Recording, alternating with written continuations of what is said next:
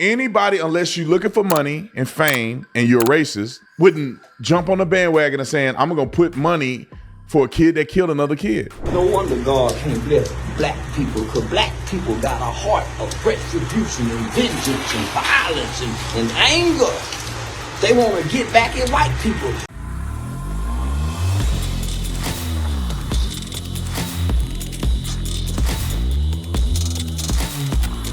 I want you guys to think of the last movie that made you think, that challenged you, that inspired you. Angel Studios is bringing these kinds of films to the world. Movies like Sound of Freedom, Homestead, Bonhoeffer, and Something to Stand For. Movies that honor God, that celebrate patriotism, and that lifts your values. With 95% average audience score on Rotten Tomatoes, Angel Studios films are high-quality, family-friendly entertainment that teaches values like freedom, self-reliance, and unity. From documentaries like The Lunatic Farmer to inspiring films like Cabrini and Sound of Hope, they are all about shaping a culture for good. So how can you be a part of this? How can you get involved? Become a premium member in the Angel Studio Guild, a membership that puts you in the driver's seat to help Angel choose what movies they greenlight. And you will get 2 tickets to this incredible new movie, The King of Kings. Let me tell you about King of Kings. It is a blockbuster animated film about the life of Jesus Christ. It is in theaters this Easter. It features an all-star cast, including Oscar Isaac, Pierce Brosnan, Uma Thurman, Forrest Whitaker, my favorite, and more. Using stunning animation with vivid theatrical scenes you have never seen in a movie like this. King of Kings brings the story of Jesus to the big screen for a whole new generation. So join the Angel Guild and get 2 free tickets to King of Kings, every single theatrical release from Angel Studios, and you can weigh in on what content they make, and you can shape culture. Join the Angel Guild as a premium member at angel.com/Tatum, or simply click the link below. I do think this is a race thing, and I think people need to stop trying to play nice guy and call it for what it is. I don't think it is helpful when white people try to be like, oh, we don't want to, they want problems with you though. They won't smoke with you. They raised $200,000 or something for this boy that killed the white kid. And by all measures, he was wrong. All you have to do is look up the law. He's wrong. You're under somebody's tent, which you shouldn't have been, right? They could have compassion and let you sit under their tent when it's raining. They could. They don't have to. They ask you to leave. You refuse to leave. Then you say, touch me and see what happened to you. Therefore, he's planning to use deadly force against kids under the tent where it's raining at. And I guess they pushed him out of the tent, grabbed his backpack or something, and then he stabbed somebody in the heart. Anybody, unless you're looking for money and fame and you're a racist, wouldn't jump on the bandwagon and saying, I'm going to put money for a kid that killed another kid. Unless you're saying he's guilty, but I want to help his family, because people make mistakes. If you're saying that, I disagree with it. I won't do it. But I see why a person would. But if you're not pushing any of those messages, you're just acting off of racial tribalism. Same thing happened at that Mississippi brawl or Montgomery brawl. You're gonna know how black people really feel about you when some racial happened. When the Montgomery brawl happened, you see black people wearing shirts with, that man hit that woman with a chair, and she wasn't even an aggressive person. She was walking on and hit her with a chair. If white people were out here hitting black women with chairs, it wouldn't be funny. But when black people do it, it's funny. To them, it became tribal. Oh, look at all these white folks, man. Look at white folks think, look, my boy was swimming and doing all this. When there's this incident at the track meet, check in on your friends that you think your real friends. And they're going to start getting tribal. Oh, but the black kid was self-defense. What was it? Would you be claiming the same argument if the kid was white that stabbed a black kid under a tent he didn't belong under? We know the answer to that. But before we go to the next topic, I want to play Charleston White's clip, because Charleston White, although he's, he be tripping sometimes. He be saying all kind of crazy stuff. I think sometimes he's not afraid of calling out the truth in the black community. And he grew up in Fort Worth, Texas, just like I did. Charleston and I probably have a very similar upbringing and experience when it comes to some of this crazy stuff that people of the melanin do. So I'm not saying I agree with everything Charleston say, but sometimes he hit the nail on the head, because you can't find a black person in many cases that have any kind of social media following to tell the truth, because they get painted as anti-black and they hate black folks. When in reality, it's like, we just need to point this stuff out. because they're the emperor with no clothes. Everybody trying to act like this not happening. It's insane. Roll the clip. No wonder God can't bless black people, because black people got a heart of retribution and vengeance and violence and anger. They want to get back at white people. No wonder Dr. King them could get some things and we can't. Because Dr. King them say, hey man, don't hit them back. Hey man, don't hit them back. And them people got way more. Now this group say, let's kill them. Let's kill them. But your kids, you hear about kids every day in the hood schools getting bullied, but y'all don't have this much outrage for bullying. They have a no bullying month, but y'all don't have this much out. But now all of a sudden it's out, let's kill the bully. Most of y'all are bullies. Talk to them today. Most of y'all are, come on, cuz, OG, bullies. Come on, Crip Blood bullies. But now we want to kill the bully. When most of black children go to school every day and have to face a bully, why you think they got to wear Michael Jordan tennis shoes? But now we got the problem with bullies, huh? When have we ever told our kids to go kill the bully? We taught our kids how to stand up to the bully.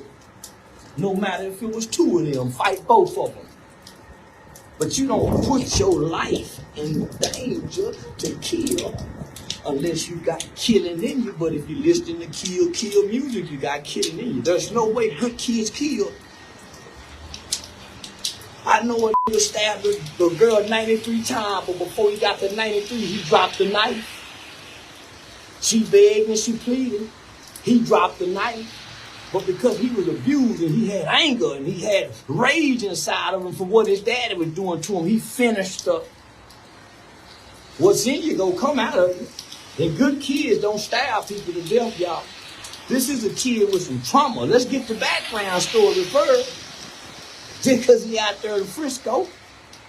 Oh, black people, y'all wrong, and no wonder God got you cursed. I'm starting to think that curse on us is real, that the Hebrews say. This group hard. There's a little bit more. I'm gonna let him finish, but let me parse through this. I do wonder, to a certain degree, why our young people are doing this more than anybody else. When I say our, the young black boys. I said this on my video last time I talked about this. His parents, what trauma are you putting? If he live in Frisco, I don't know if y'all know what Frisco is. Now, when black people move somewhere, and I hate that this is the reality, but it happens. When a massive amount of black people move in places become violent. It becomes, ghetto. It just happens. Why do you say that, Brandon? We grew up, when I was living with my dad, we grew up in Crowley. We went to North Crowley High School in Fort Worth, Texas. North Crowley High School, it was like, I think you would consider that middle class people. The school was brand new, 4 years old, majority white, and most of the black people that lived there were middle class, right around middle class. It was safe. White people outside walking their dogs.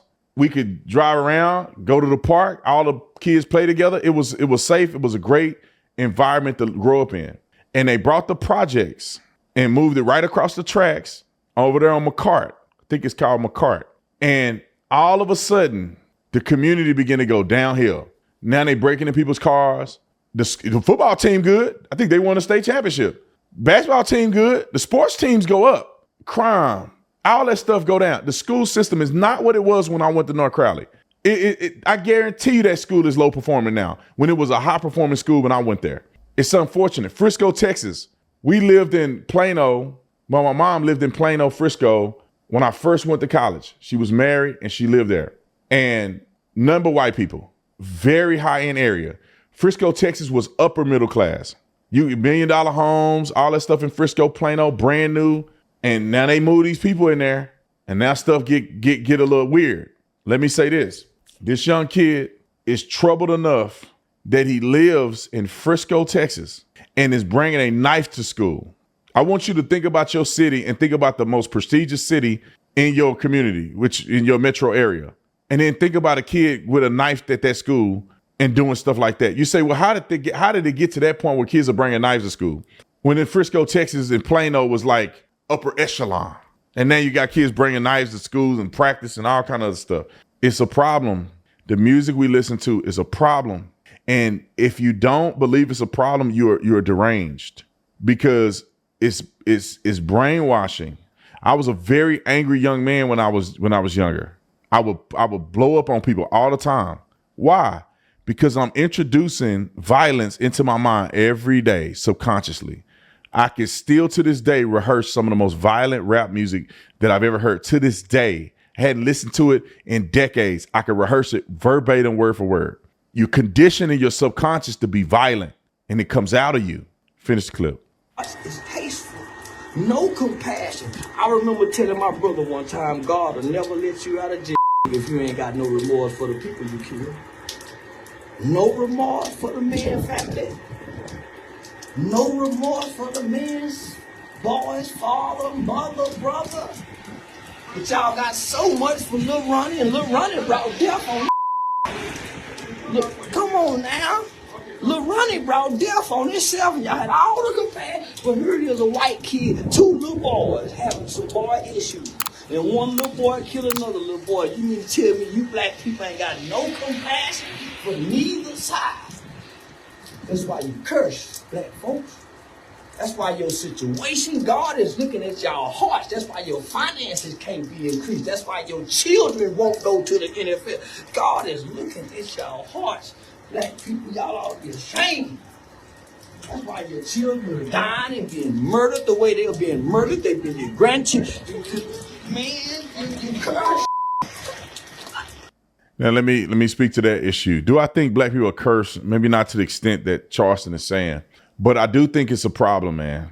I honestly feel like black people have the deepest connection to spirituality out of any group.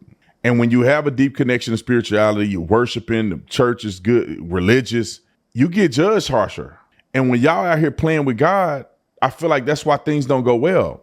Let me just mention this, and then we're going to move to the next story. There is a spirit out here. Spirits are real. The devil is real. As long as unanimously, maybe not fully unanimously, but as long as black people are still holding a grudge over white people, God is not going to bless black people generally, or those who feel this way, to the fullest of their capacity. If you still holding on to unforgiveness and revenge against black people, God can't bless you like he could if you would be forgiven or have a forgiving spirit. Why do you say that, Brandon? Because that's one of the things that God had told us to do, is forgive other people or you won't be forgiven. And we running around generation after generation after generation being taught to hate and feel this resentment against white people about what happened in slavery and in Jim Crow, where no living white person was a part of, and we wasn't, you know what I mean? We wasn't a part of it either. Nobody we know, most of us, nobody we know had anything to do with any of that. And if you keep doing it, God can't bless you. All right, let's move on.